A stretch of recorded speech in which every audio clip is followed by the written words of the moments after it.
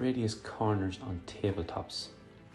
Sometimes tabletops can have radius around the corners.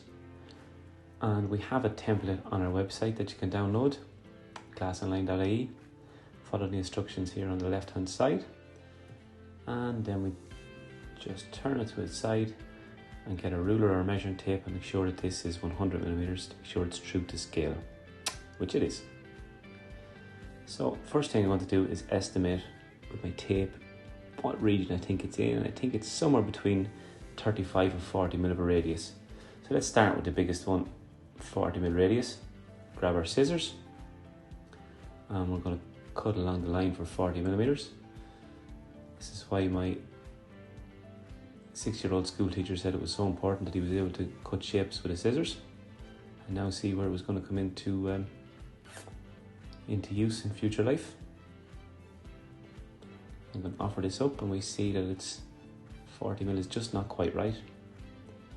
So we're going to go again, we'll go down to the next size, or 35. And again, we're going to cut along with our scissors. Or if you have a 6-year-old on the shelf there, get them to do it.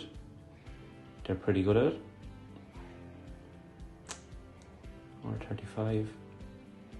Cut out the shape, and then we're going to offer it to a radius just on top of it. It looks pretty good to me, feels good, and that's it, order R35.